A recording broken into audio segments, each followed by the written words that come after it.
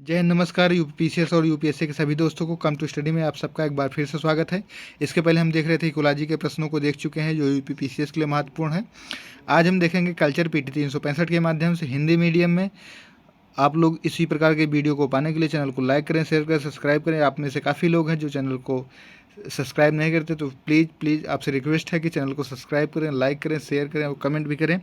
आपको अगर अच्छा लगता है उसका भी, अगर अच्छा नहीं लगता उसका भी कमेंट करें, फीडबैक ज़रूर दें, जिससे हम आगे आने वाली वीडियो में उसका सुधार कर सकें। तो आइए शुरू करते हैं हम। मूर्तिकला और स्थापत्य कला के अंतर्गत पहला टॉपिक क्या है? ओडिशा मंदिर स्थापत्य कला।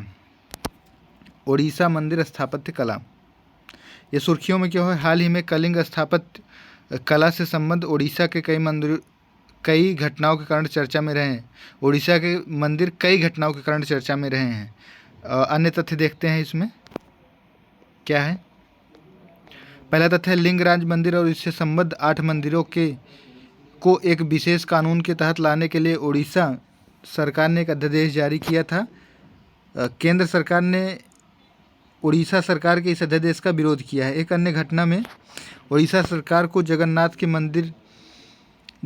मंदिर के चारों ओर व्यापक पैमाने पर सौंदर्यीकरण परियोजना के निष्पादन में कुप्रबंधन पाए जाने को लेकर आपत्ति की जा रही है।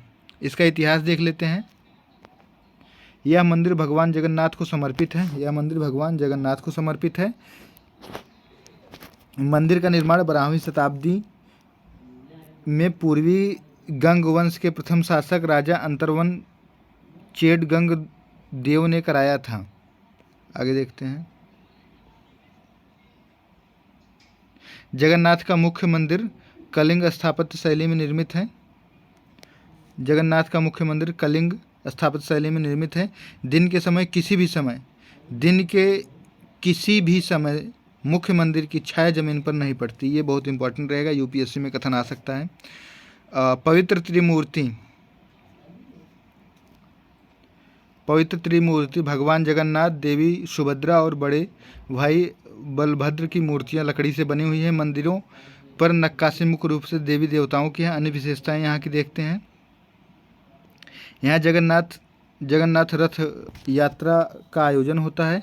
इसे रथ महोत्सव भी कहा जाता है, जो यूपीएससी में पूछा जा सकता है। रथ महोत्सव कहाँ होता है? जगन्नाथपुरी मंदिर को यामनिका तीर्थ कहा जाता है। प्रवेश द्वार के सामने अरुणा स्तंभ और सूर्य स्तंभ, जो मूल रूप से कोणार्क के सूर्य मंदिर में था है। इतिहास देखते हैं। यह मंदिर ओडिशा के भुवनेश्वर में स्थित है। यह भगवान शिव को समर्पित है। इसे स्वयंभू या स्वयं से उत्पन्न शिवलिंग कहा जाता है। सोमवंशी राजवंश के राजा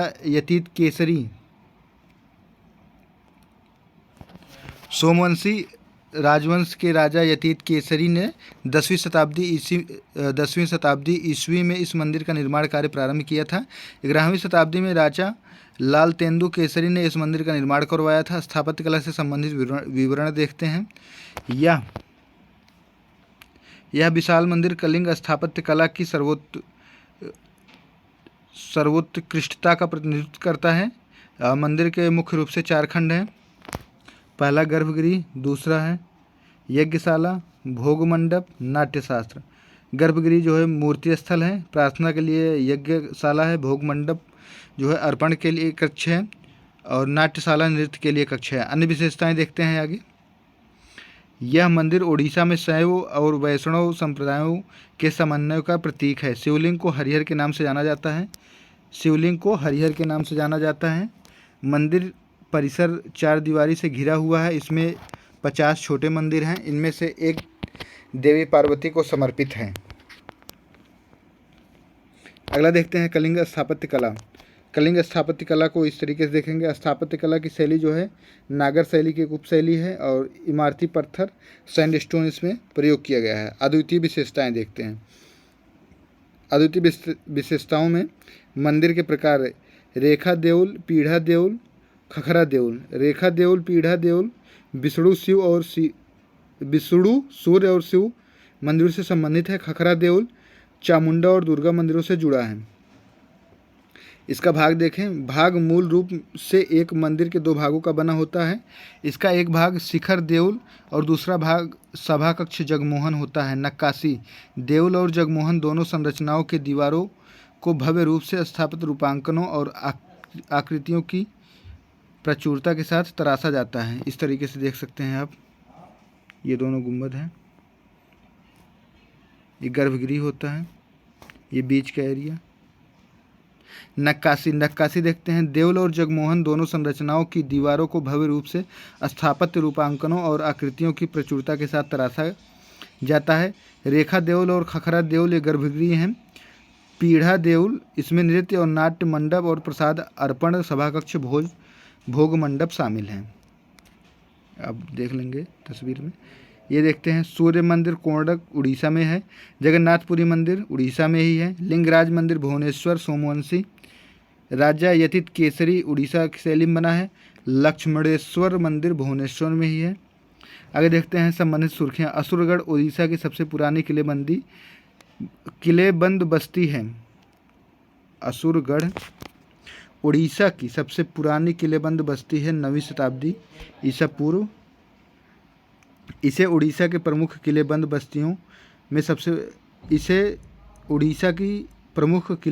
बस्तियों में सबसे पुरानी मानी गई है। पुरातत्वविदों ने इसकी तिथि निर्धारित करने के लिए accelerator mass spectrometry radio carbon तकनीक का उपयोग किया था।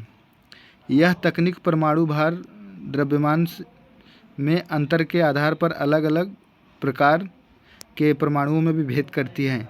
उड़ीसा के अन्य प्राचीन ऐतिहासिक स्थलों में निम्नलिखित शामिल है।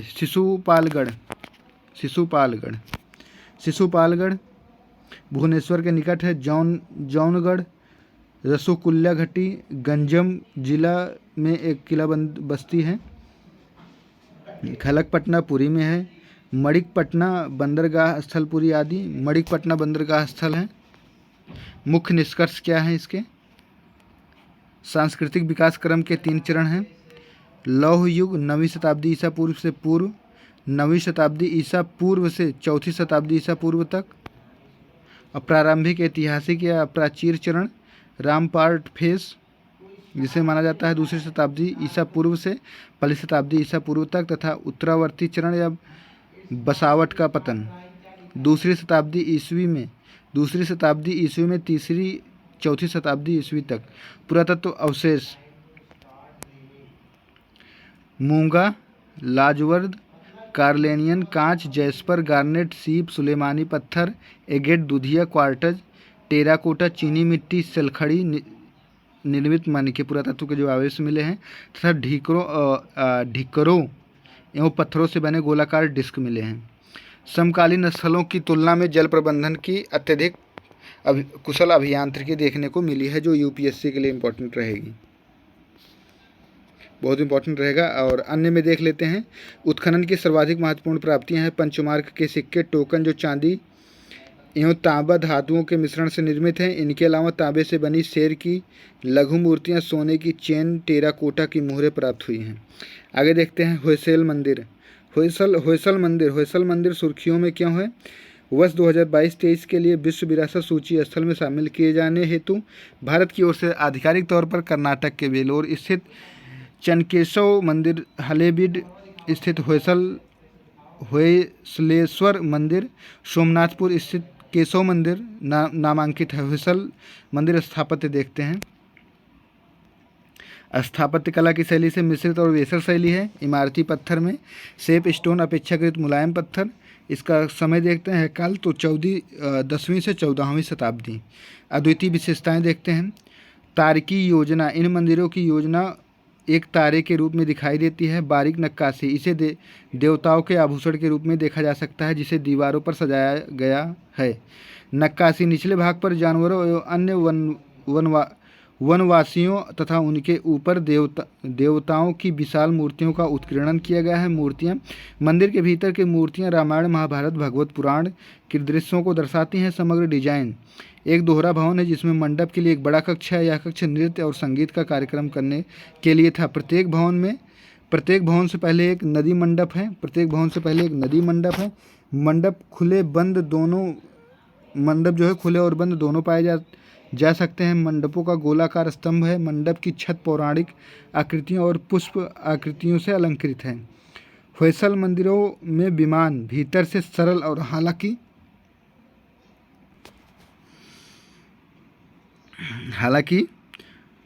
आगे देखते हैं। होयसल मंदिरों में विमान भीतर से सरल, हालांकि बाहर से उन्हें भव्य रूप से अलंकृत किया गया है। विमान वह बिंदु है जहां सबसे पवित्र स्थल मौजूद है।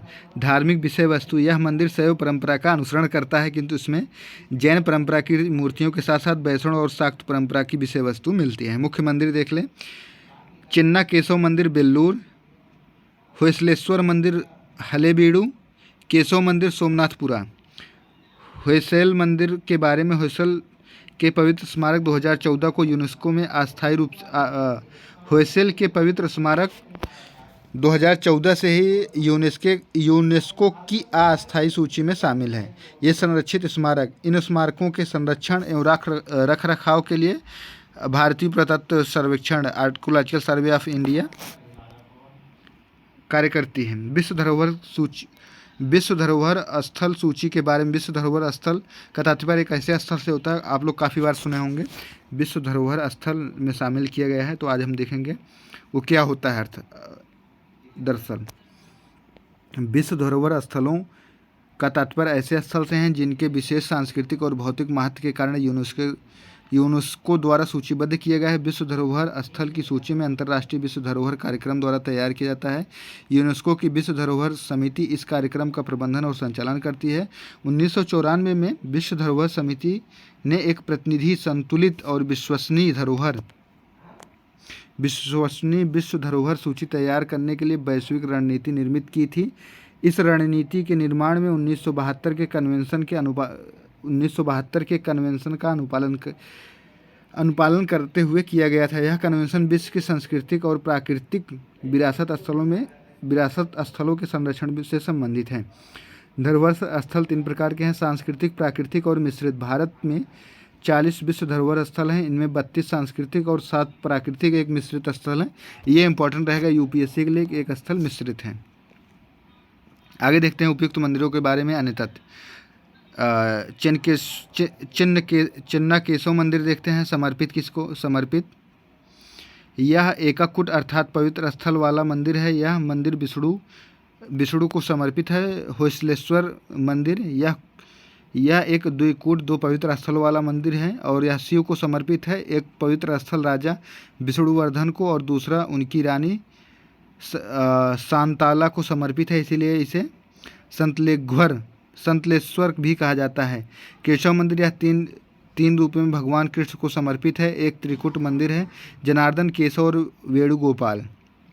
स्थापना, इसे 1117 ईस्वी में राजा विष्णुवर्धन द्वारा निर्माण कराया गया था। और इसका जो ये देखते हैं, राजा विष्णुवर्धन निर्माण करवाए। इसे राजा नरसिंह तृतीय के संरक्षण में बनवाया गया था। यह विष्णु को समर्पित है।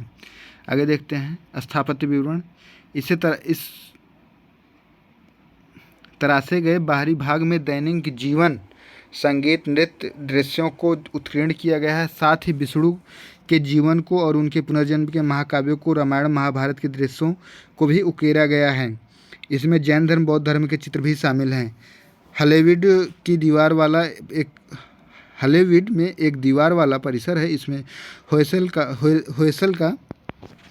होयसल काल के 3 जैन बसदियाँ मंदिर हैं के साथ साथ एक सीढ़ीदार कुआं भी है। बसदियाँ या मंदिर के साथ साथ एक सीढ़ीदार कुआं भी है। मंदिर के भीतर मूर्तियाँ रामायण महाभारत और भगवत पुराण के दृश्यों को दर्शाती हैं। यह मंदिर सेलखड़ी से बना और खराद लेथ से बनाए गए स्तंभ, संतुलित स्थापत्य कला, जटिल मूर्ति कला के लिए जाना जाता है। केशव मंदिर में मिली मूर्तियाँ भगवान विष्णु, भगवान गणेश, देवी लक्ष्मी और सरस्वती की हैं। जल निकाय नदी, यह बेल्लूर की याकची नदी पर निर्मित है। मुख्य रूप से हलेबीड द्वार समुद्र कहा जाता था, जिसका आशय है बड़ा एक जल भंडार, कावेरी नदी के तट पर निर्मित है। अन्य मौलवी द्वारा कुरान के अंश पाठ पढ़ने के बाद मंदिर में उत्सव शुरू होता है। तो ये बहुत इंपॉर्टेंट रहेगा कि कहाँ पर मौलवी द्वारा कुरान का अंश पढ़ने के बाद मंदिर में रथ का उत्सव शुरू होता है। तो यहाँ पे अब यह पूजा स्थल के रूप में उपयोग नहीं किया जाता है, क्योंकि यहाँ की मूर्तियों को खंडित कर दिया गया है और मुस्लिम सल्तनत के हमलावर सेनाओं ने मंदिर को पवित्र कर दिया था। आगे देखते हैं होयसल राजवंश 10वीं से 14वीं शताब्दी ईसा पूर्व। संस्थापक कौन था? नृपकाम द्वितीय। आगे देखते हैं प्रमुख शासक विष्णुवर्धन राय। विष्णुवर्धन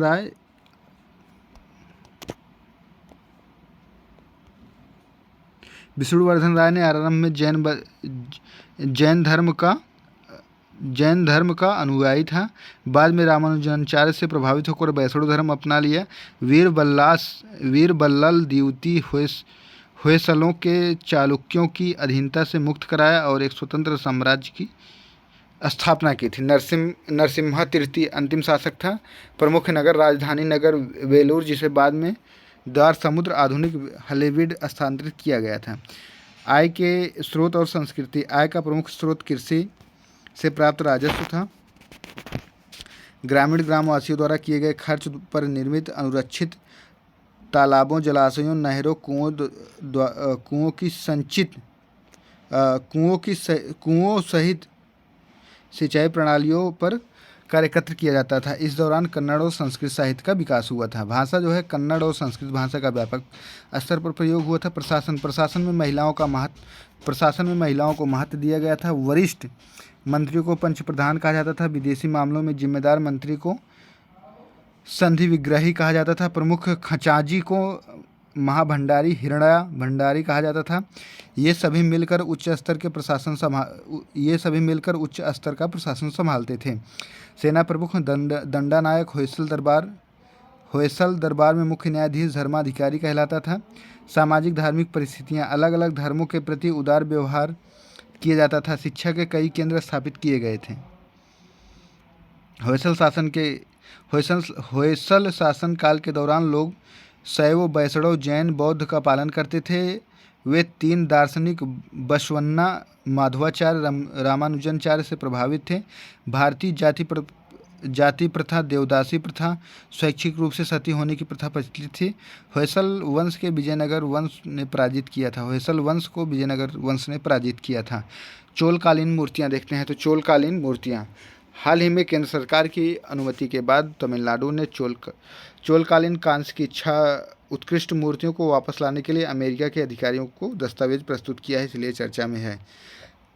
राजेंद्र चोल प्रथम को देख लेते हैं। 1014 से 1044 तक ईस्वी के बारे में। राजेंद्र चोल प्रथम राज चोल 985 से 1014 का पुत्र था। उसने गंगाईकोंड चोल की उपाधि धारण की थी। उसने कला, धर्म, साहित्य में अमूल्य योगदान दिया था। पाल राजा महिपाल पर विजय के बाद गंगाईकोंडलपुरम मंदिर का निर्माण करवाया था। उन्होंने परकेसरी और युद्धमल्ल की उपाधि धारण की थी। अन्य संबंधित तथ्य। ये मूर्तियाँ कल्लाकुर्ची जिले के वीराचोलापुरम नरेश्वर शिवान मंदिर की है। इस मंदिर का निर्माण चोल राजवंश के शासक राजेंद्र चोल प्रथम ने करवाया था। इन मूर्तियों को 1960 के दशक में चोरी कर लिया गया था। चोरी की गई 6 मूर्तियों को तिरुवनंतपुरम, त्रिपुर सुंदरी, नागराज, दक्षिण मूर्ति, वीणधारा और उनकी पत्नी परवई नचियार की प्राचीन पंचलौह मूर्तियाँ शामिल हैं। पंचलौह शिल्प शास्त्रों द्वारा निर्धारित पारंपरिक 5 धातुओं का निर्माण है। इन मूर्तियों का निर्माण लुप्त मोम की ढलाई तकनीक का उपयोग करके किया गया था। पुरातत्व, पुराशेष और बहुमूल्य कलाकृतियाँ अधिनियम 1972 बिना लाइसेंस के ऐसी कलाकृतियों का निर्यात को एक आपराधिक कृत्य मानता है।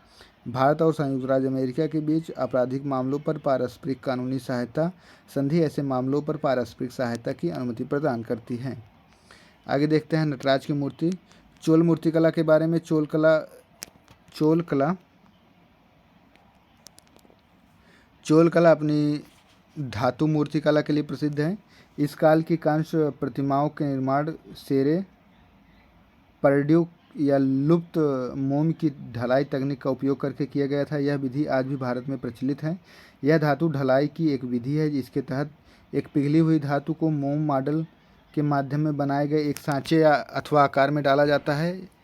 एक बार जब यह सांचा बन जाता है तो इसके बाद मोम की अग्र की सहायता से पिघलाकर निकाल दिया जाता है। चोल स्थापत्य चोल स्थापत्य की शैली द्रविड़ है। इमारती पत्थर में नीस और ग्रेनाइट यूज किया गया है। नीस और ग्रेनाइट 8वीं से 12वीं शताब्दी के बीच मानी गई है। अद्वितीय विशेषताएं देख लेते हैं। से प्रभावित पल्लव अन्य समकालीन कला की स्थापत्य शैली है। मंदिरों का वर्गीकरण विजयालय जैसे आरंभिक मंदिर पल्लव स्थापत्य कला से प्रभावित है। बृहदेश्वर मंदिर और गंगई कोंड चेलापुरम जैसे बाद के मंदिरों के चालुक्य प्रभाव दिखाई देता है। अन्य प्रमुख विशेषताएं नागर शैली के मंदिरों के विपरीत मंदिर एक ऊंची चारदीवारी से घिरे हुए थे। मंदिरों की अन्य प्रमुख विशेषताओं में मुख्य रूप से प्रवेश द्वार पर एक शिखर गोपुरम, एक द्वार मंडप व उसके निकटस्थ 2 प्रार्थना कक्ष, सभा मंडप, अंतराल, वेस्टिब्यूल, मुख्य मंदिर, शिखर, विमान और आंतरिक गर्भगृह शामिल है। यह मंदिर शिव को समर्पित है। यह आप लोग देख सकते हैं। इसका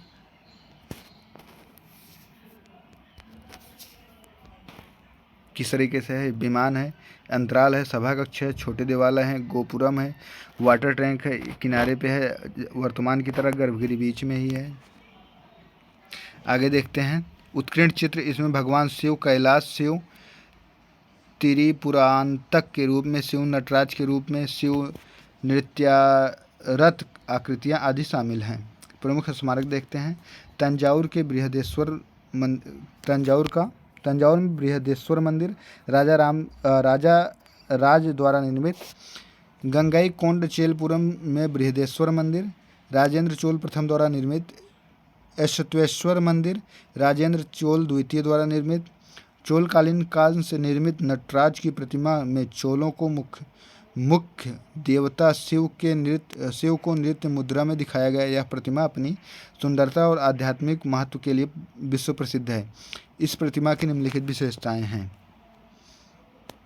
इसमें शिव अपनी दाहिनी ओर डमरू की ध्वनि सृष्टि के सृजन का प्रतीक है धारण किए हुए हैं।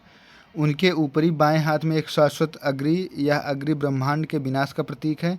उनका निचला या दाहिना हाथ अभय हस्त मुद्रा में है, यह भय को दूर करने का प्रतीक है। इस प्रतिमा में एक बौनी जैसी आकृति को शिव दाहिने पैर के नीचे दबा हुआ दिखाया गया है। यह बौने जैसे आकृति अज्ञानता व भ्रम का प्रतीक दैत्य अपस्मार है। यह दैत्य मानव और पथभ्रष्ट होने का कारण है। शिव का आगे वाला हाथ बायां हाथ उनके उठे हुए बाएं पैर को इंगित करता है। मोक्ष मार्ग का प्रतीक है। आगे देखते हैं चोल राजवंश पल्लव राजवंश का उत्तराधिकारी है। संस्थापक विजयालय इसमें आगे देखते हैं। परांतक प्रथम इसे मदुरै पांडवों की राजधानी नष्ट करने को कहा जाता था। इसे मदुरै को नष्ट करने वाला कहा जाता था। सिंहली आक्रमणकारियों को पराजित किया। पांड्य राज पर भी अधिकार कर लिया था। प्रमुख शासक रजराज चोल 985 से 1014, इसने उत्तरी श्रीलंका, लक्षद्वीप, मालदीव द्वीपों पर अधिकार कर लिया था। राजेंद्र चोल प्रथम 1014 से 1044, इसने गंगा कोंचोल की उपाधि धारण की थी। इसने मलय प्रायद्वीप और मलय द्वीप समूह के भागों को विजित कर लिया था। कुलोत्तुंग प्रथम पूर्वी तट को चोल साम्राज्य में मिला लिया था। एक्सटेंट ऑफ चाला डायनेस्टी, ट्रेड रूट्स, चाला ट्रीटी, चाला इन्फ्लुएंस, आप इसको मैप में देख लीजिएगा। राजधानी तंजौर के बाद अब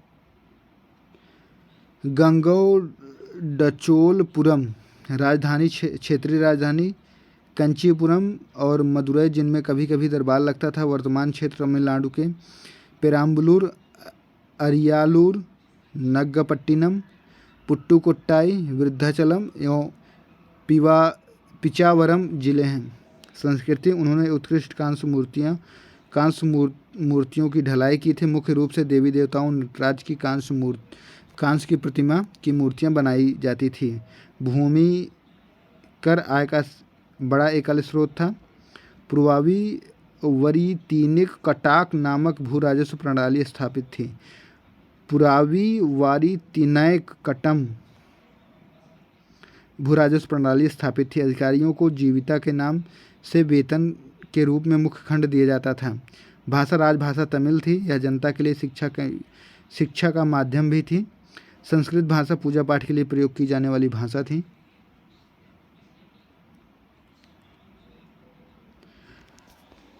चोल ने कई वर्षों तक शासन किया था। साम्राज्य के प्रांतों को विभाजित किया गया था, जिन्हें मंडल के रूप में जाना जाता था। प्रत्येक गांव ने स्वशासी इकाई के रूप में कार्य किया था। राजा प्रमुख निर्णय लेने वाला एक प्राधिकारी होता था। सामाजिक धार्मिक परिस्थितियाँ, चोल शासकों ने बौद्ध धर्म, जैन धर्म, शैव धर्म, वैष्णव धर्म सभी को संरक्षण प्रदान किया था। समाज के उच्च स्तर की साक्षरता और शिक्षा की उपस्थिति थी। संस्कृत शिक्षा ब्राह्मणों तक ही सीमित थी। धार्मिक मठ या गीतिका शिक्षा के केंद्र थे। जाति इंडेगो या वल्लगों में विभाजित थी। शाही परिवारों में सती और देवदासी प्रथा जैसी प्रथाएं प्रचलित थीं। चोल वंश को पांड्य वंश ने पराजित किया था।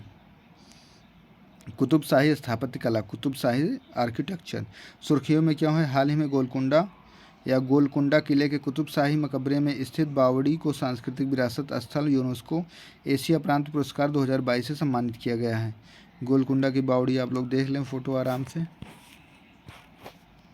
अन्य संबंधित तथ्य, गोलकुंडा किला गोलकोंडा जो है तेलंगाना में स्थित है, उसे समझ लें कि बावड़ी 16वीं शताब्दी में निर्मित एक कुआं है, जिसे बावड़ी राजस्थान में भी कहा जाता है। यह संरचना फारसी शैली से निर्मित है। यहाँ स्मारक विशिष्टता का पुरस्कार दिया जाता है। यह पुरस्कार निम्नलिखित श्रेणियों के अंतर्गत दिया जाता है: उत्कृष्टता पुरस्कार, विशिष्टता पुरस्कार, मेरिट पुरस्कार, विरासत के संदर्भ में नए डिजाइन के लिए पुरस्कार एवं सतत विकास के लिए विशेष मान्यता पुरस्कार। क्या आप जानते हैं यूनेस्को एशिया प्रशांत पुरस्कार की शुरुआत वर्ष 2000 में सांस्कृतिक विरासत संरक्षण कार्यक्रम के लिए की गई थी। यह एशिया प्रांत क्षेत्र में मौजूद विरासत की दृष्टि से महत्वपूर्ण संरचनाओं और इमारतों के पुनर्निर्माण, संरक्षण और रूपांतरण जैसे कार्यों में लगे निजी व्यक्तियों और संगठनों के प्रयासों को मान्यता देता है। भारत के अन्य पुरस्कार विजेता स्मारक: उत्कृष्टता पुरस्कार छत्रपति शिवाजी महाराज वस्तु संग्रहालय, महाराष्ट्र, ये इम्पोर्टेंट रहेगा। यह संग्रहालय मुंबई की विश्व विरासत स्थल विक्टोरिया गोथिक आर्ट डेको समूह का एक हिस्सा है। इसमें पश्चिमी भारत के प्रिंस ऑफ वेल्स संग्रहालय के नाम से भी जाना जाता था। डोमकोंडा किला, कम्मोरोडी, तेलंगाना 18वीं शताब्दी के दौरान बनाया गया था। इसमें ग्रेनाइट चट्टानों का एक ऊंचा परिसर है जो किले की दीवार का निर्माण करता है। आगे देखते हैं। भयखला रेलवे स्टेशन, महाराष्ट्र, यह एशिया का सबसे पुराना रेलवे स्टेशन है। 1853 से परिचालन में है। देख लें आप लोग। बैकुला इंग्लिश में उसको देखते हैं। कुतुबशाही स्थापत्य कला की पहले देख लें। स्थापत्य कला की शैली क्या है? इंडो इस्लामिक है। इमारती पत्थर जो है ब्लैक बेसाल्ट का उपयोग किया गया है। काल जो है 1518 से 1687 एडी तक। अद्वितीय विशेषताएं देखते हैं। इमारतों में गुंबदों के स्थान पर मीनारों का प्रयोग किया गया है।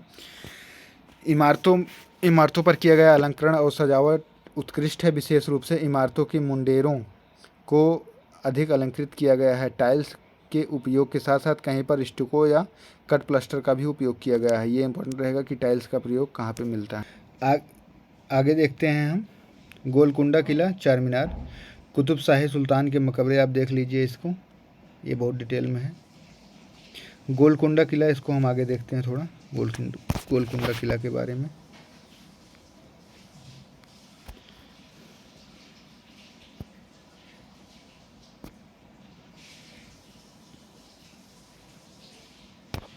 गोलकुंडा एक किलेबंद दुर्ग है। यह कुतुब शाही राजवंश की प्रारंभिक राजधानी थी। इसके परिसर में स्थित स्मारक फारसी, पठान और हिंदू स्थापत्य शैली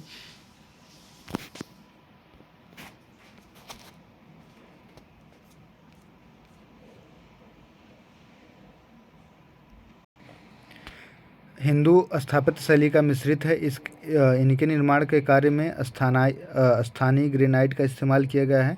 इन ऐतिहासिक इमारतों की सतह जटिल नक्काशीदार प्लास्टर वर्क से सुसज्जित है। इसके अलावा कुछ स्मारक पर पॉलिस्टर टाइल्स का काम किया गया है। इन मकबरों की स्थापत्य कला का विदर एवं आरंभिक बहमानी मकबरों की ज्यामिति डिजाइनों से व्युत्पन्न है। हालांकि यहाँ किया गया स्टोको अलंकरण बहमानी मकबरों की तुलना में अधिक जटिल और व्यापक है। चार मीनार देखते हैं, जिस सिया नगर नियोजन।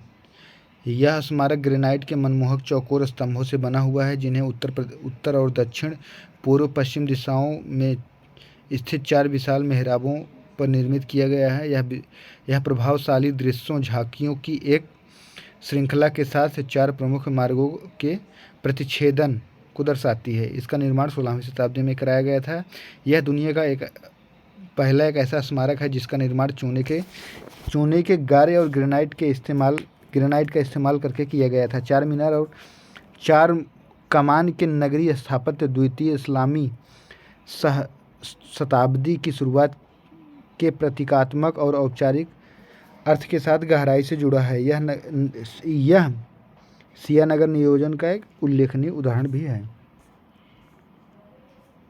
कुतुब शाही मकबरे को देखेंगे। कुतुब शाही मकबरे में कुतुब शाही राजवंश के प्रमुख शासकों के रूप में 7 मकबरे शामिल हैं, जिसमें समग्र रूप से 30 मकबरे, मस्जिद और स्नानागार शामिल है। उपयोग की गई सामग्रियां प्लास्टर एवं अलंकरण के लिए अलंकृत भूरे रंग के ग्रेनाइट का उपयोग किया गया है। यहाँ मौजूद अधिकतर संरचनाएं मकबरे के रूप में हैं, जिनका निर्माण कार्य एक ऊंचे चबूतरे पर किया गया है।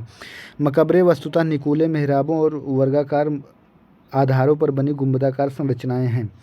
कुतुब शाही स्थापत्य कला के अन्य प्रमुख स्मारक 4 कमान या 4 मेहराब। इसका निर्माण 1992 में करवाया गया था। इसकी उत्तरी मेहराब को मछली कमान या मछली मेहराब भी कहा जाता है। दक्षिणी मेहराब को 4 मीनार कहा जाता है। पूर्वी मेहराब को शंभू प्रसाद कला मेहराब या काली कमान या पश्चिमी मेहराब शेर दिल या सिहर कातिल कहा जाता है। 4 मीनार। आगे देखते हैं मक्का मस्जिद। इस मस्जिद को 2 भागों में बड़ी मस्जिद दजामी और छोटी मस्जिद में विभाजित किया जा सकता है। एक बड़ा आयताकार दरबार साहन तोड़ों और युवाक से घिरा हुआ है। इसकी सपाट छत सक़्फ़ मेहराबों ताक पर टिकी हुई है। इन मेहराबों को पत्थर हजर के स्तंभों, अमुद या ईंट के लीबन के स्तंभों रुकन द्वारा सहारा दिया गया है। दारुल सफ़ा यूपीएससी में पूछा गया प्रश्न है। इसे 2 मंजिला इमारत 1995 में बनवाया गया था। यह एक यूनानी चिकित्सा का अस्पताल था, साथ ही एक महाविद्यालय भी था। इसे कहीं कहीं जो है खैरात का अस्पताल भी कहते हैं। बादशाही असूर खाना। यहाँ आलमों अर्थात इमाम हुसैन द्वारा प्रयोग किए गए रूपांकनों को सहेज कर रखा गया है। इसे पूरे सभागार को सुंदर फूलों की टाइल से सजाया गया है। इसकी पश्चिमी दीवार पर तुघरा शैली में एक अभिलेख अंकित है। आगे देखते हैं कुतुब शाही राजवंश के संस्थापक सुल्तान कुली कुतुब उल हक हैं। इसका जो है शताब्दी देख लेते हैं। 1518 से 1687 तक है। मुख्य शासक कुतुब इब्राहिम कुली कुतुब शाह। मोहम्मद कुतुब शाह हैदराबाद के संस्थापक। कुतुब हसन ताना शाह अंतिम शासक थे। मुख्य शहर मोहम्मदनगर यह पूर्व के प्रमुख शहरों में से एक के रूप में प्रसिद्ध था। यह नगर हीरे और कीमती पत्थरों के व्यापार के लिए भी प्रसिद्ध था। हैदराबाद इस शहर की योजना के निर्माण और स्थापना का श्रेय मोहम्मद कुली कुतुब शाह को दिया जाता है। तुर्की कबीले। संस्कृति की दृष्टि से देखें, तुर्की कबीले कारा ट्यूनुल से संबंधित इस कबीले का राज्य चिन्ह काली भेड़ी थी। ये काली भेड़ी यूपीसीएस और यूपीएससी दोनों में पूछ सकता है कि काली भेड़ी किसका राज्य चिन्ह थी या किस शासन काल के दौरान राज्य चिन्ह घोषित की गई थी। कुतुब शाही शासन के दौरान मंकल मौसाराम के नाम पर महाकाली यात्रा प्रतिवर्ष किया जाता था। किसी भी मंदिर में जाने के लिए हिंदुओं पर कोई तीर्थकर नहीं था। भाषा इस काल में दरबारी भाषा फारसी थी, जबकि तेलुगु भाषा आम लोगों की भाषा थी। इब्राहिम कुतुब शाह ने राज्य में तेलुगु भाषा के विकास को बढ़ावा देने के क्रम में इसे सीखने और इसके लेखन से संबंधित कार्य का संरक्षण प्रदान किया है। प्रशासन सार्वजनिक सेवाओं में धर्म, जाति, पंथ के आधार पर नियुक्तियों में कोई भेदभाव नहीं किया जाता था। ये यूपीएससी के लिए इम्पोर्टेंट रहेगा कि सार्वजनिक सेवाओं में धर्म और जाति एवं पंथ के आधार पर नियुक्ति में कोई भेदभाव नहीं किया जाता था। जबकि आज किया जाता है। लिपिक से लेकर प्रधानमंत्री तक सभी पदों पर हिंदू मुस्लिम समान रूप से पात्र थे। सार्वजनिक, आर्थिक, धार्मिक और सामाजिक स्थितियां देखते हैं। धार्मिक सामाजिक स्थितियां। कुतुब शाही सुल्तान मुसलमानों के शिया संप्रदाय से संबंधित है। इस काल के शिया लोगों को प्रशासन में उच्च पद प्राप्त थे। राज्य में निवास करने वाले हिंदुओं में बाल विवाह, दहेज प्रथा, सती प्रथा जैसी सामाजिक कुरीतियां प्रचलित थीं। समकालीन तेलुगु लेखक पोन्नगंती तेलंगानाचार्य ने अपनी कृति यताति चरित्र में समाज में महिलाओं की दयनीय स्थिति का विवरण दिया है। औरंगजेब ने गोलकुंडा के किले पर अधिकार कर लिया था। इसके बाद इस राजवंश का अंत हो गया। महापाषाण काल, मैग्नेटिक साइल्ड सुर्खियों में क्यों है? हाल ही में देश में कई महापाषाण स्थलों की खोज की गई है। महापाषाण समाधि स्थलों के संरचना के निर्माण के लिए बड़े बड़े पत्थरों का इस्तेमाल किया जाता था। या तो ये सावधान या किसी व्यक्ति, घटना, विशेष रूप से स्मृति और गैर समाधि स्मृति निर्मित स्मारक हैं। गैर समाधि वाली महापाषाण संरचनाओं का स्मारक स्थल शामिल हैं, जैसे मेन्हिर, भारत में मुख्य पाषाण स्थल। प्रायद्वीपीय दक्षिण दक्कन के पठार, विंध्य भारतीय उपमहाद्वीप के दक्षिण पश्चिम क्षेत्र। समयावधि, भारत में महापाषाण स्थल 1300 से 12वीं शताब्दी ईस्वी तक की अवधि तक हैं। असम के दीमा हसाओ जिला में महापाषाणकालीन मर्तबान, जो यूपीएससी के लिए इम्पोर्टेंट रहेगा। असम के दीमा हसाओ जिला में महापाषाणकालीन पत्थर के मर्तबान मिले हैं।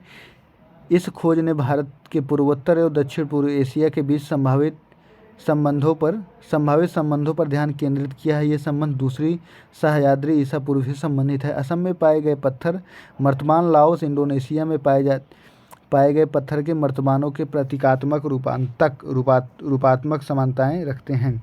कर्नाटक के दक्षिण कन्नड़ जिले में महापाषाणकालीन गुफा मिली है।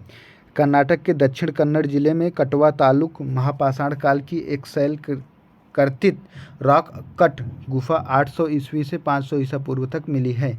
सामान्यतः महापाषाणकालीन समाधि स्थलों में पत्थर के घिरे मेन्हिर पाए जाते हैं, लेकिन दक्षिण कन्नड़ में मिली गुफा की एक कब्र मकबरे से संबंधित एक वृत्त शून्य अंकित है। अन्य सुर्खियां देख लेते हैं। Other important news. Martand Surya Mandir Jammu Kashmir, ये बहुत इंपॉर्टेंट रहेगा। जम्मू कश्मीर लगभग 3 दशकों के बाद जम्मू कश्मीर में मत्तन में स्थित प्राचीन मर्तंड सूर्य मंदिर में शुभ नवग्रह अष्टमंडल पूजा का आयोजन किया गया। मर्तंड मंदिर का निर्माण 8वीं शताब्दी में सूर्य के मर्तंड के सम्मान में कश्मीर के कारकेट राजवंश 724 से 761 के राजा ललितदित्य ने करवाया था। इसे ग्रीक पैटर्न में चूना पत्थर स्तंभों का उपयोग करके एक वर्गाकार क्षेत्र में बनवाया गया है। यह कश्मीरी स्थापत्य कला का एक उत्कृष्ट उदाहरण माना जाता है। 15वीं शताब्दी में मुस्लिम शासक सिकन के आदेश पर इसे नष्ट किया गया था। इसे राष्ट्रीय महत्व के स्थल के रूप में चिन्हित किया गया है।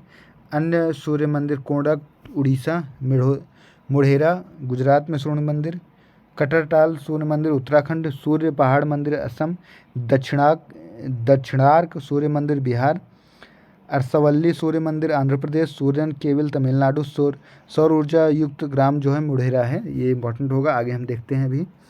कोंडक सूर्य मंदिर, ओडिशा के कोर्णक में सूर्य मंदिर दर्शन के लिए लोग शीघ्र ही जगमोहन के उत्तरी हिस्से में नए नक्काशी पत्थरों को देख सकेंगे।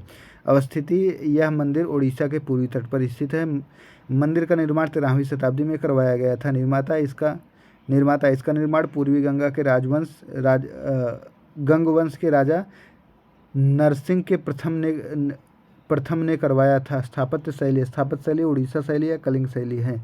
महुली मंदिर, प्रमुख स्मारक प्राधिकरण NAM संस्कृति मंत्रालय में महुली समूह के मंदिरों को व्यापक स्तर पर एक रिपोर्ट प्रस्तुत करेगा। महुली मंदिर समूह को दक्षिण काशी के नाम से भी जाना जाता है। इस मंदिर समूह में 5 मंदिर शामिल हैं। इन मंदिरों का निर्माण 11वीं से 12वीं शताब्दी में किया गया था। यह मंदिर समूह महाराष्ट्र के सतारा में कृष्ण और वेन्ना नदियों के संगम पर स्थित है। मंदिर स्थापत्य में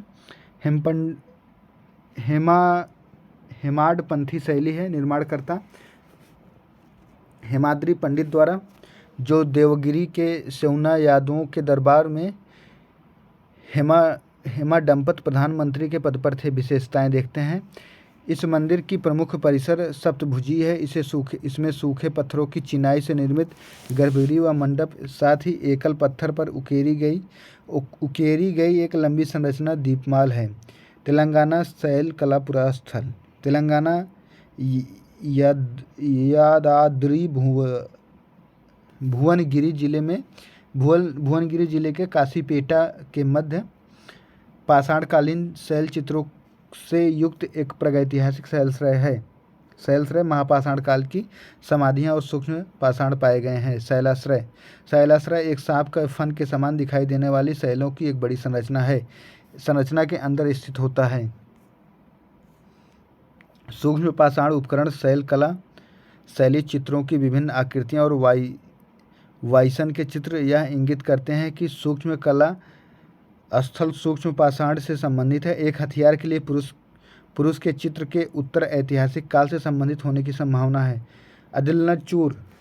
अदिलनचूर भारतीय पुरातत्व सर्वेक्षण archaeological survey of India ASI ने तमिलनाडु के पुरातात्विक स्थल अदिलनचूर का उत्खनन किया है। इस उत्खनन के दौरान एक विशाल दफन कलश से सोने का मुकुट प्राप्त हुआ है। आप लोग देख लीजिए। पुरातत्व सर्वेक्षण संस्थापक Alexander Cunningham, father of Indian archaeology, वर्ष 1861 में ASI के प्रथम महानिदेशक बने थे। ये इंपॉर्टेंट क्वेश्चन हो जाएगा कि ASI के फादर ऑफ इंडियन आर्कोलॉजी कौन थे और ये कब बने थे या प्रथम निदेशक, तो ये आप लोग देख लीजिए। ASI के बारे में, यह वर्तमान में संस्कृति मंत्रालय के अधीन है। यह पुरातात्विक अनुसंधानों और राष्ट्र की सांस्कृतिक विरासत के संरक्षण के लिए एक प्रमुख संगठन है। अधिदेश सौंपे गए कार्य। यह प्राचीन स्मारक पुरातत्वीय स्थल के अवशेष अमसमर अधिनियम 1958 के प्रावधानों के अनुसार देश की सभी पुरातात्विक गतिविधियों को विनियमित करता है। यह पुरावशेष में बहुमूल्य कलाकृति अधिनियम 1972 को भी विनियमित करता है। ASI केंद्रीय संरक्षित स्मारकों के संरक्षण और रखरखाव के लिए जिम्मेदार है। जून 2022 में देश भर के कुल 3693 CMPS। आगे देखते हैं महत्वपूर्ण जानकारी। राष्ट्रीय स्मारक प्राधिकरण केंद्रीय रूप से संरक्षित स्मारकों CPMs के आसपास निषिद्ध विनियमित क्षेत्र का प्रबंधन करती है। इस प्रकार स्मारकों और स्थलों की सुरक्षा तथा संरक्षण के लिए जिम्मेदार है। NMA केंद्रीय संस्कृति मंत्रालय के अधीन एक संस्था है। इसका गठन अमसर संशोधन और सत्यापन अधिनियम 2010 के प्रावधानों के अनुसार किया गया है। संगम साहित्य में वर्णित प्राचीन बंदरगाह कोरकाई आदि चलनूर से लगभग 25 किलोमीटर दूर स्थित है। तमिलनाडु में स्थित यह एक महापाषाणकालीन स्थल है। भारत में उत्खनित प्रथम पुरातात्विक स्थलों में से एक है। इसका उत्खनन 1876 में एक जर्मन अन्वेषक एंड्यूर जागोर ने किया था। बाद में ASI के पूर्व अधीक्षक अलेक्जेंडर री ने उत्खनन किया था। विशेषज्ञों का मानना है कि आदिचनलूर न केवल महापाषाण संस्कृति को प्रदर्शित करता है, बल्कि लौह युग और संगम युग की ओर संक्रमण काल को भी दर्शाता है। दक्षिण भारत में सबसे पुराने लौह युग के स्थल लगभग 1000 ईसा पूर्व हल्लूर कर्नाटक और आदिचनलूर हैं। आदिचनलूर महापाषाणकालीन समाधि स्थल पर पाए गए कंकाल को भिन्न निर्जाति मूल बताया गया है। अधिकतम कंकाल शैली गैर भारतीय थे। यह वैश्विक व्यापारियों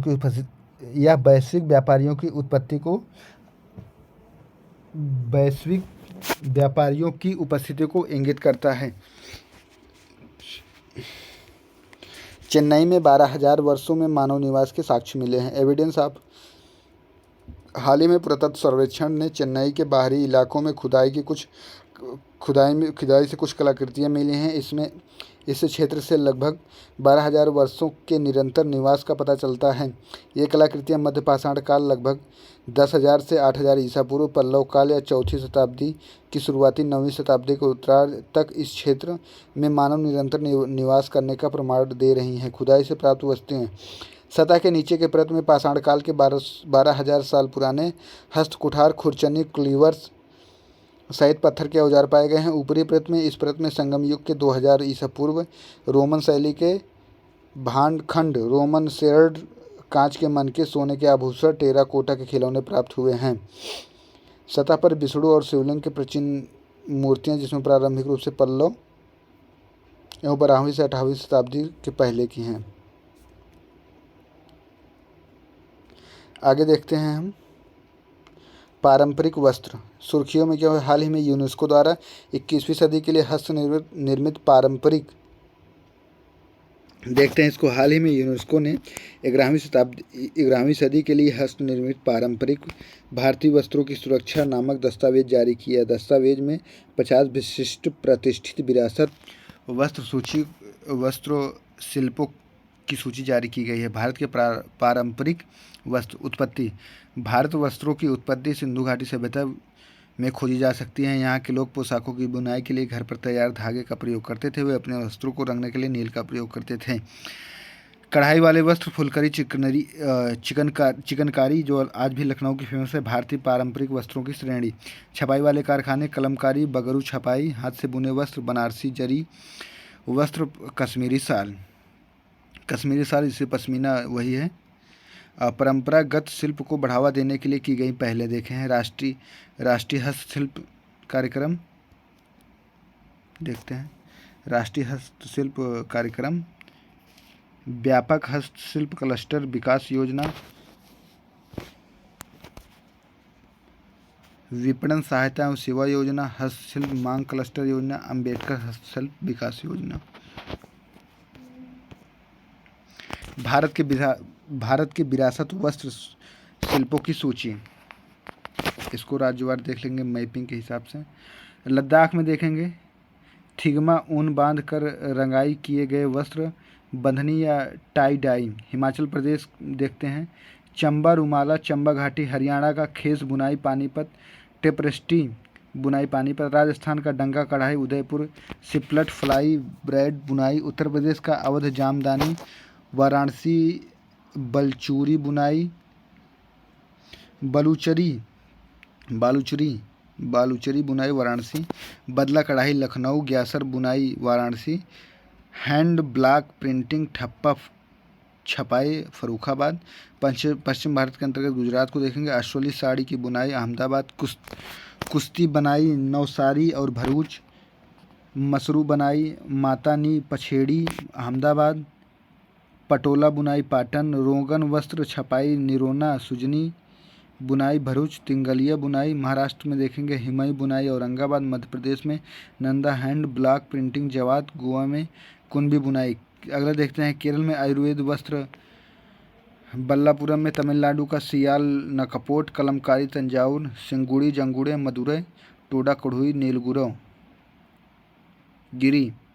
कर्नाटक का देखेंगे गुलादंडू खंड गुलेदगुड इलकाल बुनाई। बागलकोट लंबाडी बाजरा कढ़ाई संदूर बेल्लारी जिला। मुलकलमुरी रेशम की बुनाई चित्रदुर्ग। भारतीय खिलौने सुर्खियों में क्यों हैं? भारतीय मानक ब्यूरो ने खिलौने की सुरक्षा पहलुओं पर 10 भारतीय मानक प्रकाशित किए। अन्य संबंधित तथ्य खिलौने से जुड़े 10 भारतीय मानक प्रकाशित किए गए हैं। 7 मानक खिलौने की सुरक्षा और गुणवत्ता नियंत्रण आदेश QCO का हिस्सा है। QCO एक अनिवार्य QCO यह अनिवार्य बनाता है कि 14 वर्ष से कम आयु के बच्चों को खिलौने सुरक्षा 7 भारतीय मानकों सूची संलग्न के अनुरूप होंगे। साथ ही BIS के लाइसेंस के तहत उनमें एक मानक चिन्ह ISI का निशान या सरकारी दिशा निर्देश 1 जनवरी 2021 से लागू होगा। भारतीय मानक ब्यूरो क्या है? नई दिल्ली में इसका मुख्यालय है। BS के बारे में देखते हैं, BIS के बारे में देखते हैं को भारतीय मानक ब्यूरो अधिनियम 2016 के तहत भारत के राष्ट्रीय मानक निकाय के रूप में स्थापित किया गया है। यह उपभोक्ता मामलों के विभाग उपभोक्ता मामले खाद्य एवं सार्वजनिक वितरण मंत्रालय के अधीन है। ये यूपीएससी में पूछा जा सकता है। मानकीकरण, चिन्हांकन, गुणवत्ता प्रमाणन कर सामंजस्यपूर्ण विकास, मानकीकरण और गुणवत्ता नियंत्रण को एक नया बल प्रदान करना। कार्यक्रम क्षेत्रीय कार्यालय जो है कोलकाता पूर्वी, चेन्नई दक्षिणी, मुंबई पश्चिमी, चंडीगढ़ उत्तरी, दिल्ली मध्य। संरचना में 25 सदस्य होते हैं। अध्यक्ष केंद्रीय उपभोक्ता मामले खाद्य एवं सार्वजनिक वितरण मंत्री, उपाध्यक्ष उपभोक्ता खाद्य एवं खाद्य सार्वजनिक वितरण राज्य मंत्री। भारतीय खिलौने मार्केट वैल्यू, यह भारत का खिलौने का वर्तमान बाजार 1.5 अरब डॉलर का है। वैश्विक खिलौना बाजार का 0.5% है, बहुत कम है। विनिर्माण केंद्र, ये देख लीजिए, पूछा जा सकता है। पंजाब में झनगना एक सीटी से बनने वाला खिलौना। पुग्गू बच्चों के लिए झुनझुना पेंटिंग। लट्टू शीर्ष पर घूमने वाली। हटई सेट गुजरात का, ये देख लीजिए, बनारस के लकड़ी के खिलौने। संबलपुर के खिलौने। पत्थर के खिलौने असम में के असरी कांदी टेराकोटा खिलौने। मणिपुर के लैफा दीबी, पश्चिम बंगाल का नटुग्राम डॉल्स, तेलंगाना का निर्मल खिलौने। बिहार का कन्याकुमारी डॉल्स।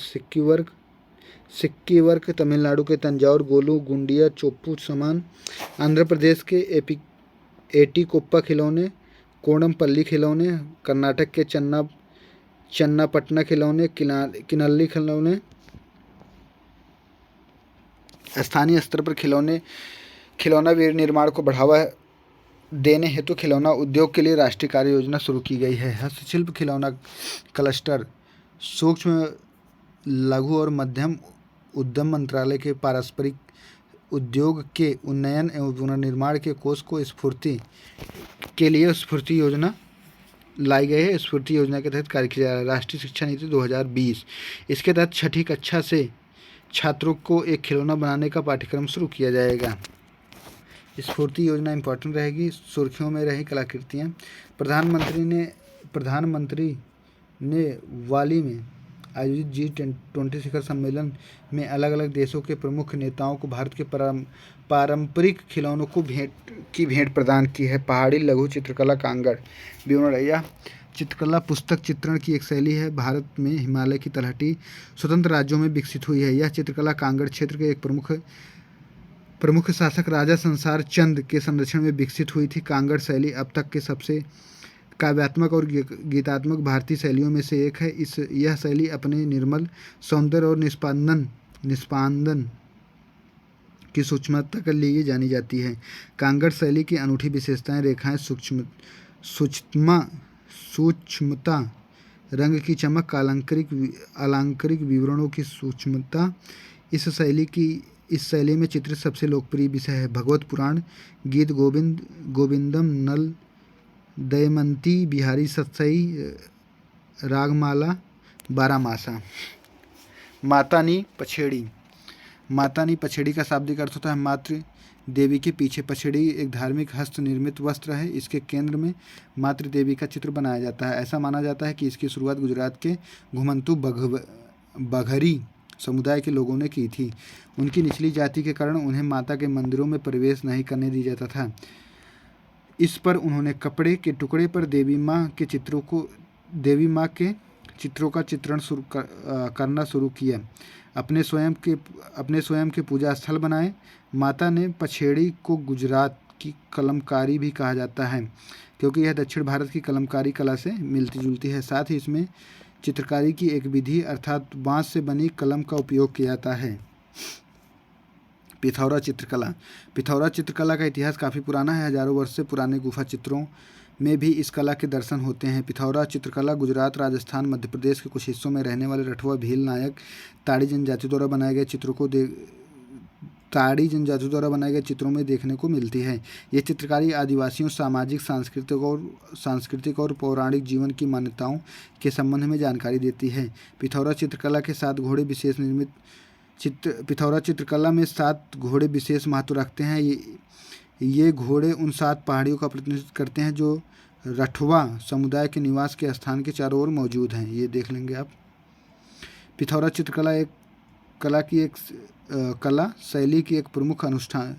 पिथौरा चित्रकला एक कला शैली से अधिक एक अनुष्ठान है। यह अनुष्ठान या तो भगवान के प्रति आभार प्रकट करने के लिए या इच्छा या वरदान मांगने के लिए किया जाता है। सुलेमानी कटोरे। सुलेमानी या अकीक मध्यम स्तर पर मूल्यवान पत्थर है। यह राजपीपला की भूमिगत खानों में और रतनपुर में नदी ताल में पाया जाता है।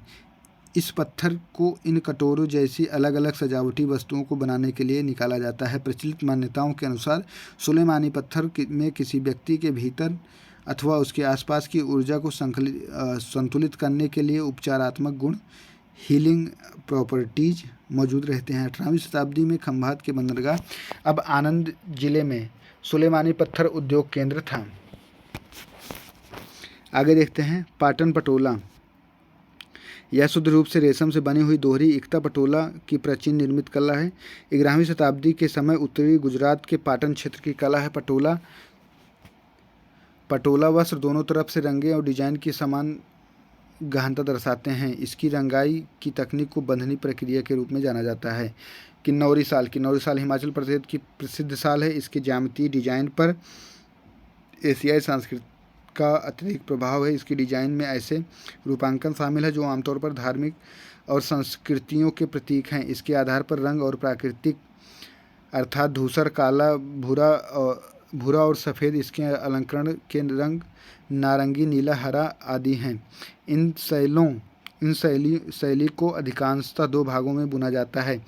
इन भागों को फिर से व्यापक रूप से हाथ से सिलाई के लिए माध्यम से केंद्र से जोड़ा जाता है। अन्य महत्वपूर्ण सुर्खियाँ। रोगन चित्रकला। क्वाड मीटिंग के दौरान भारतीय प्रधानमंत्री जापान के प्रधानमंत्री को एक सफ़ेद रोगन भेंट किया है। रोगन वस्त्र पर की जाने वाली चित्रकला के रूप में है। 4 शताब्दियों से अधिक पुराना माना जाता है। वर्तमान में गुजरात के कच्छ के निरोना में केवल एक ही परिवार द्वारा संरक्षित है। रोगन एक पारसी शब्द है। इसका अर्थ होता है वार्निश या तेल। इस कला में उबले हुए तेल और वनस्पति रंगों से बने पेंट का उपयोग किया जाता है। इस कला में अरंडी के तेल से बने एक विशेष पेस्ट का उपयोग किया जाता है। इसमें सामान्यतः ज्यामितीय रूपांकनों को प्राथमिकता दी जाती है। हाल ही में प्रधानमंत्री ने क्वाड बैठक के दौरान अमेरिकी राष्ट्रपति को सांझी चित्रकला की एक मूर्ति भेंट की है। इस चित्रकला का विकास 15वीं-16वीं शताब्दी के दौरान उत्तर प्रदेश के वृंदावन में हुआ था। इसमें कृष्ण जीवन की घटनाओं पर आधारित स्टेंसिल बनाना शामिल है। सांझी या शब्द सांझ या संध्या से लिया गया है। संध्या के समय मंदिरों में रंगोली बनाने की प्रथा संबंधित थी। पट्टचित्र चित्रकला। ओडिशा के मुख्यमंत्री वेटिकटन सिटी के पोप फ्रांसिस से मुलाकात की और उन्हें पट्टचित्र पेंटिंग भेंट की है। पट्टचित्र चित्रकला के बारे में वस्त्र आधारित स्क्रॉल पेंटिंग ओडिशा की एक विशिष्ट पेंटिंग है। इसकी उत्पत्ति 12वीं शताब्दी में मानी जाती है। इस पेंटिंग को एक विशेष कैनवास पर बनाया जाता है। इसमें सूती साड़ियों को इमली के घोल के साथ बिछाया जाता है और तत्पश्चात क्ले पाउडर लेपित किया जाता है। यह कला जगन्नाथ पुरी और पुरी में मंदिर परंपराओं की निकटता से संबंधित हैं। रत्नागिरी की शैल नक्काशियाँ पेट्रोग्लिप्स। विशेषज्ञों ने रत्नागिरी में प्रस्तावित मेगा ऑयल रिफाइनरी परियोजना को अस्वीकार कर दिया है। इसके पीछे का कारण इन परियोजनाओं से यहाँ की शैल आकृतियों में संभावित नुकसान है। रत्नागिरी महाराष्ट्र के कोंकण क्षेत्र में स्थित है। पेट्रोलियम किसी शैल चट्टान की सतह के हिस्से को हटाकर किया जाता है। इन शैलों की कलाकृतियों को संरक्षित स्मारक के रूप में वर्गीकृत किया गया है। ये शैल नक्काशियाँ प्रागैतिहासिक युग के दौरान कठोर लेटेराइट शैल से बनाई गई हैं। इन्हें यूनेस्को की विश्व धरोहर स्थलों की अंतिम टेंटेटिव सूची में शामिल किया गया। अंतिम कोंकण क्षेत्र के 1000 से अधिक शैल नक्काशियाँ हैं। इन्हें कातल शिल्प कहा जाता है, पर अलग अलग जानवरों, पक्षियों, ज्यामितीय संरचनाओं और प्राचीन चित्रलेखों को उकेरा गया है। भीमबेटका और मिर्जापुर नक्काशियों के विपरीत यहाँ जानवरों के शिकार के किसी भी दृश्य को चित्रित नहीं किया गया है। भारतीय शास्त्रीय संगीत वाद्य यंत्र। भारतीय शास्त्रीय संगीतकार और पद्म विभूषण प्राप्तकर्ता संतूर वादक पंडित शिव कुमार शर्मा का हाल ही में निधन हो गया है। भारत मुनि द्वारा रचित नाट्यशास्त्र में लगभग 400 से 200 ईसा पूर्व भारतीय शास्त्रीय संगीत वाद्य यंत्रों को 4 समूहों में वर्गीकृत किया गया है। अवनद्ध वाद्य यंत्र, मुम्ब्रा फोन से वाद्य यंत्र, इसमें खींची हुई एक खाल से ध्वनि निर्मित होती है। उदाहरण के लिए डमरू, नागड़ा। घन वाद्य, ये ध्वनि उत्पन्न करने के लिए कंपन करते हैं। उदाहरण के लिए घटी, घोंघ, चिमटा। सुशिर वाद्य यंत्र, एयरोफोन या वायु यंत्र, ये वायु में ध्वनि उत्पन्न करते हैं। उदाहरण के लिए शहनाई या बांसुरी। तातवंत्र, कार्डोफोन या तार वाले वाद्य यंत्र, इसमें ध्वनि 2 बिंदुओं के बीच तारों के कंपन द्वारा उत्पन्न की जाती है। उदाहरण के लिए सारंगी, सरस्वती, वीणा, संतूर आदि हैं। रंग स्वाधीनता संगीत नाटक अकादमी द्वारा रंग स्वाधीनता का आयोजन किया गया। रंग स्वाधीनता स्वतंत्रता सेनानियों की स्मृति को सजोने का एक उत्सव है। इस दौरान देश भर में निम्नलिखित लोक संगीत परंपराओं का प्रदर्शन किया गया। पांडवों का कड़ा, इसकी उत्पत्ति 17वीं शताब्दी के मेवात में हुई थी। यह आमतौर पर महाभारत के प्रसंगों और युद्धों के दौरान महाराणा प्रताप की अद्भुत वीरता पर केंद्रित है। ओग्गू कथा, यह तेलुगु भाषा क्षेत्र की एक लोक नाट्य रूप है। पंजाब की दाढ़ी गायन परंपरा, इसकी शुरुआत गुरु हरगोबिंद ने युद्ध के मैदान में शस्त्र हाथ में उठाए वीरों के बीच बहादुरी को प्रेरित करने के लिए की थी। पोवाड़ा, यह महाराष्ट्र में लोकप्रिय कथा गीत गायन की एक समृद्ध पारंपरिक शैली है। दस्तान गनोई, यह एक कहानी सुनाने की एक पारंपरिक फारसी शैली है। दस्तान नगोई करने वाले कलाकारों के ध्वन्यात्मक आवाज़ में रानी लक्ष्मीबाई की वीर गाथा जीवंत हो उठी है। शुभांग लीला, हाल ही में इम्फाल के अखिल मणिपुर शुभांग लीला महोत्सव के 50वें संस्करण का आयोजन हुआ है। शुभांग लीला 19वीं से 20वीं शताब्दी में विकसित एक प्रांगण नाटक मणिपुर नाट्य कला है। ऐसा माना जाता है कि मैतेई समुदाय एक अनुष्ठान लाई हरोबा से प्रेरित है। वर्तमान में यह नैतिक मूल्यों, एकता, अखंडता जैसे मुद्दों को संबोधित करता है। इस प्रकार दोनों के शिक्षित करने तथा समाज में सुधार लाने पर केंद्रित है। इसमें महिलाओं कलाकारों की सभी भूमिकाओं पुरुष कलाकारों द्वारा निभाई जाती हैं। महिला थिएटर समूहों के मामले में पुरुष पात्रों की भूमिका को महिला कलाकार निभाती है। ताड़ के पत्ती में पांडुलिपि, केरल के तिरुवनंतपुरम में ताड़ के पत्ते की निर्मित पांडुलिपियों के प्रथम संग्रहालय का उद्घाटन किया गया है। ताड़ के पत्ते की पांडुलिपियों में लिखित रूप से ज्ञान प्रसारित करने और संरक्षित करने के लिए मानव सबसे प्राचीन और व्यापक तकनीकों में से एक है। इनमें 2 प्रकार के ताड़ वृक्ष, पल्मीरा और तालीपोट के रूप में पाया जाता है। पल्मीरा का पत्ता मोटा, कम लचीला और समय के साथ कमज़ोर हो जाता है। तालीपोटा का पत्ता पतला, अधिक लचीला और इसमें उत्कृष्ट स्थायित्व होता है। ऐसा कहा जाता है कि 600 वर्षों तक यथास्थिति में रह सकता है। इसमें भारतीय, नेपाली, दक्षिण पूर्व एशियाई संस्कृति और धर्म के से जुड़े कई अनूठे स्रोत लिखे गए हैं। बंगाल का लाल बाजार गांव ढोकरा धातु शिल्प कला का केंद्र बनता जा रहा है। यह गांव बंगाल और झारखंड की सीमा पर स्थित है। पश्चिम बंगाल में 2 स्थान पर बिकना, बंकुरा, दरियापुर, वर्धनाम ढोकरा कलाकृतियों के लिए प्रसिद्ध है। ढोकरा धातु एक ढलाई धातु है। इसमें ढलाई के लिए प्राचीन लुप्त मोम विधि लास्ट वैक्स कास्टिंग का प्रयोग किया जाता है। यह तांबे और इसकी मिश्र धातुओं या कांस्य जैसी अलौह धातु का इस्तेमाल करने के कारण विशिष्ट है। यह प्राचीन परंपरा और इसका प्रालेखित इतिहास लगभग 5000 वर्ष पुराना है। झारखंड की पारंपरिक कला है।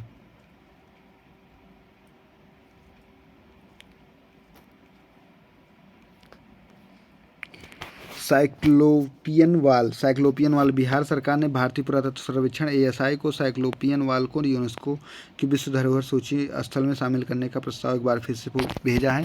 साइक्लोपियन वाल के बारे में, साइक्लोपियन वाल पत्थर की एक 40 किलोमीटर की दीवार है। यह 2500 वर्ष से अधिक पुरानी संरचना है। इससे बिहार के प्राचीन शहर राजगीर घिरा हुआ है। राजगीर बिंबिसार और उसके पुत्र अजातशत्रु की राजधानी थी। दोनों शासक बुद्ध के समकालीन थे। दीवारों का निर्माण पूर्व मौर्य युग 3री शताब्दी ईसा पूर्व से पहले में कराया गया था। इसे बृहद रावणी वंश के दूसरे शासक राजा जरासंध ने निर्मित कराया था। इसे राजगीर के बाहरी शत्रुओं और आक्रमणकारियों से बचाने के लिए निर्मित किया गया था। इन दीवारों को विशाल अनगढ़ पत्थरों से निर्मित किया गया था।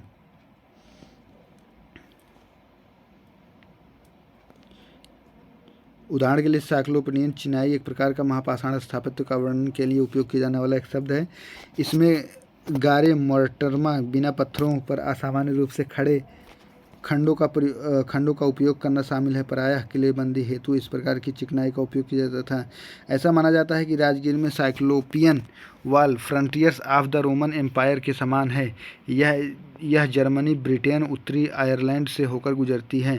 इसे वर्ष 1987 में यूनेस्को की विश्व विरासत सूची में शामिल किया गया है। विश्व धरोहर स्थलों के नामांकन प्रक्रिया अंतिम सूची का यह पहला कदम है जो किसी को अपनी सीमाओं के भीतर स्थित अपने महत्वपूर्ण प्राकृतिक और सांस्कृतिक विरासत स्थलों को इन्वेंटरी बनाकर उठाना चाहिए। नामांकन फाइल यूनेस्को द्वारा एक स्थल को अंतिम सूची में शामिल करने के बाद उस देश को आवश्यक दस्तावेज और नक्शे के साथ नामांकन दस्तावेज तैयार करना होता है। इसे सलाहकार निकायों और मूल्यांकन के लिए भेजा जाता है। अंतिम अभिलेख एक बार फिर से किसी स्थल को नामांकित या मूल्यांकित करने के बाद यह विश्व विरासत समिति पर निर्भर है कि वह विरासत सूची स्थल में अभिलेख पर अंतिम निर्णय ले।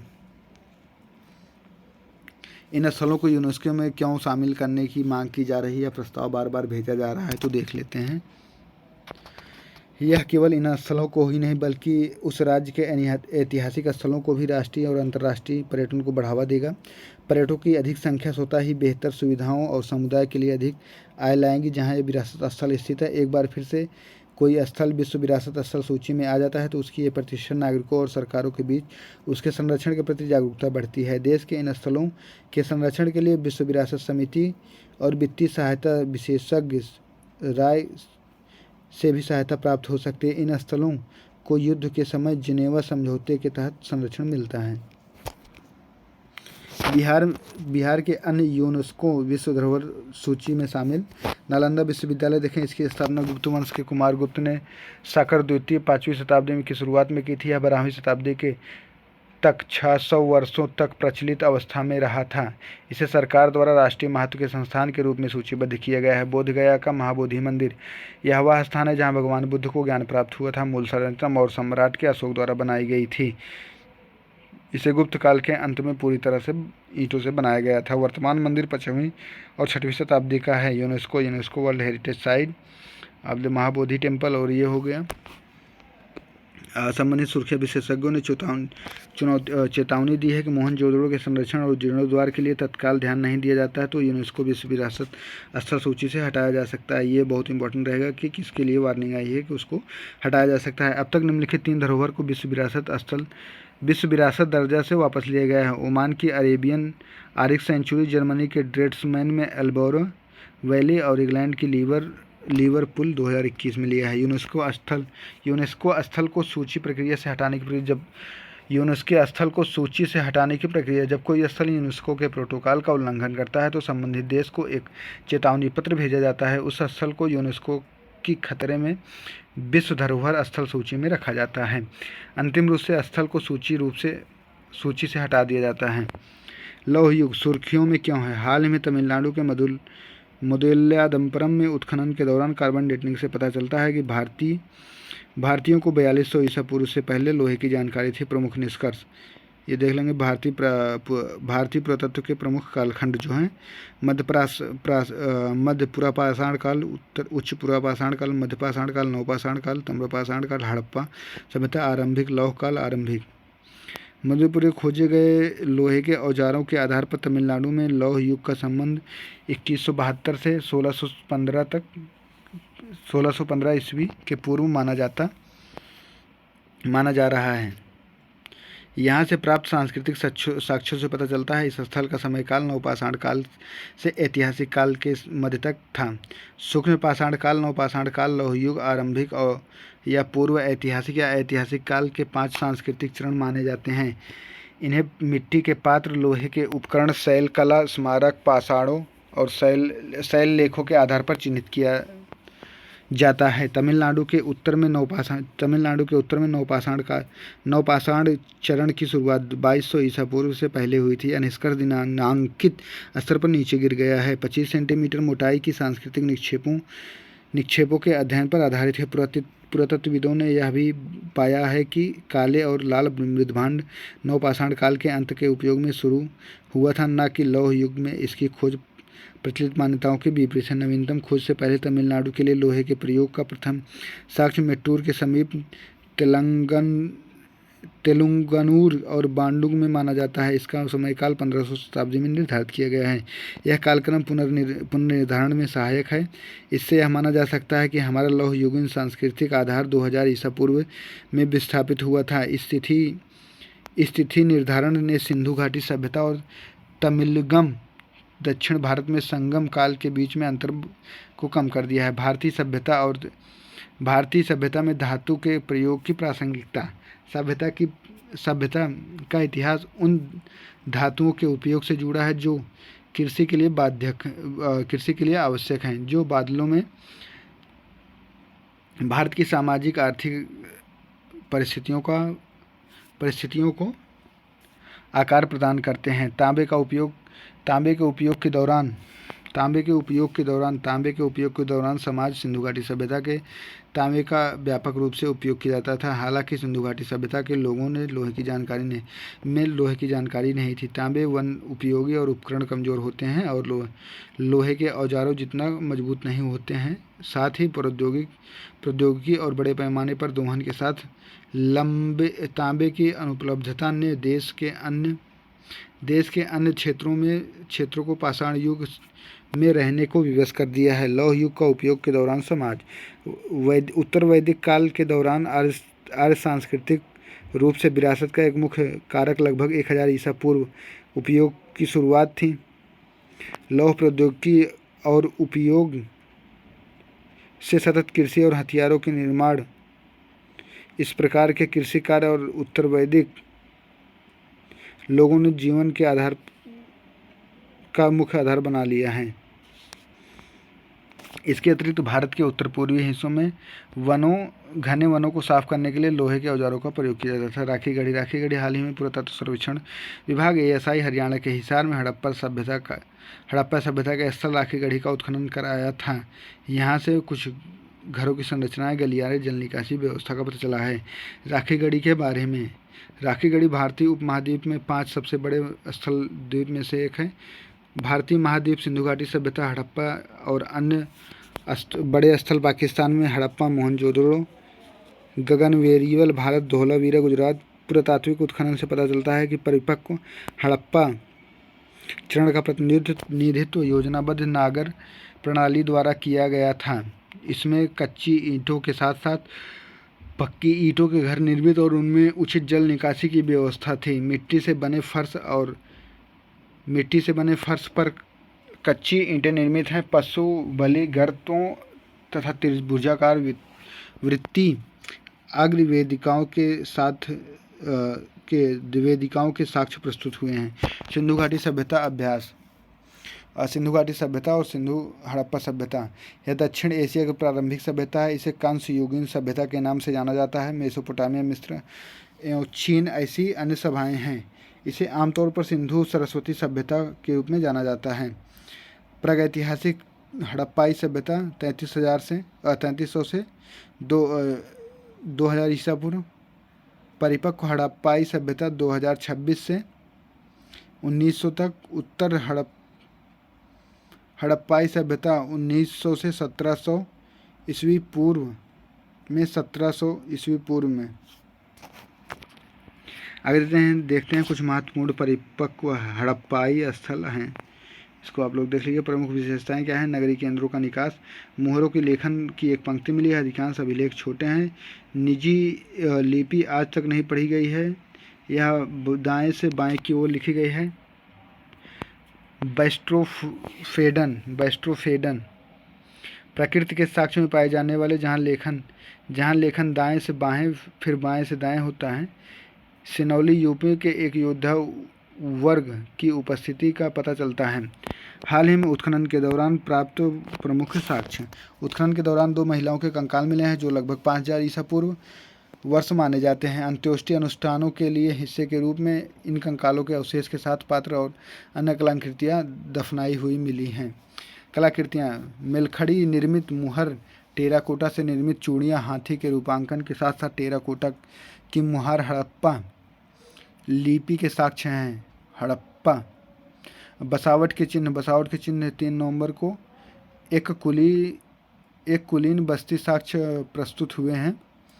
अब तक उत्खनित सभी हड़प्पा स्थलों में विरासत त्रिस्तरीय अधिवास के एक समान संकेत प्राप्त हुए हैं। कच्ची ईंट की दीवारें वाली सामान्य बस्तियां, कच्ची ईंट की दीवारों के साथ साथ पकी हुई ईंटों की दीवार वाली कुलीन बस्ती और संभावित मध्य स्तर की बस्तियां हैं। शोधकर्ताओं ने अभी तक यह निर्धारित नहीं किया है कि तीन स्तरीय अधिवास विशेषता समुदाय व्यवसाय पर आधारित थी या नहीं।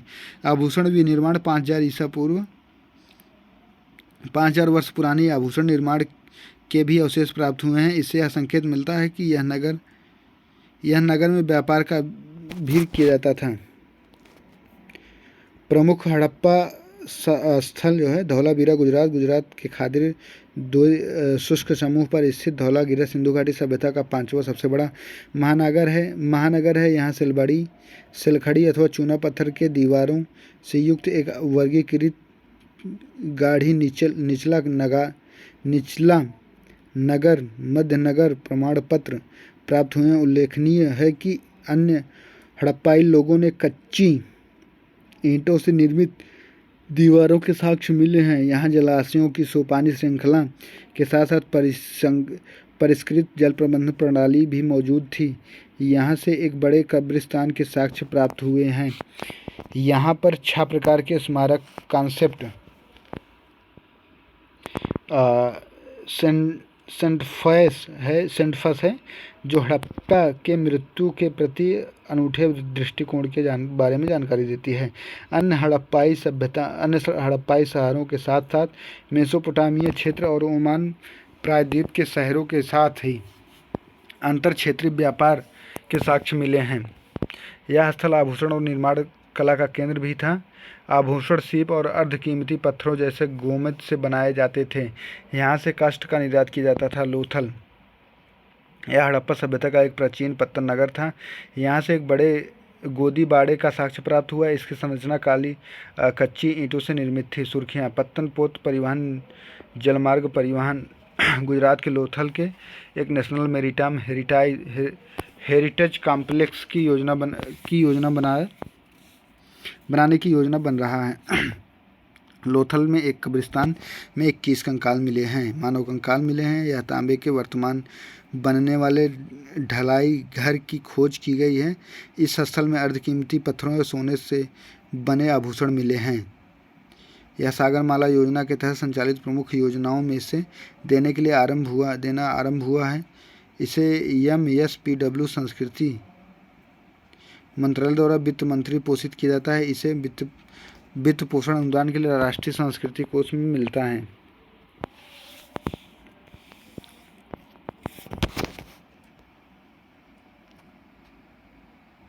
मोहनजोदड़ो पाकिस्तान यह दक्षिण एशिया में सबसे अच्छी संरक्षित नगरीय बस्ती थी। इसमें ज़्यादातर पक्की ईंटों से बने नियोजित नगर के 2 खंड थे, यथा पश्चिम से पूर्व गाढ़ी और पूर्व से निचला नगर। गाढ़ी क्षेत्र में 2री शताब्दी ईसा पूर्व बिना पक्की ईंटों का एक बौद्ध स्तूप का निर्माण किया था।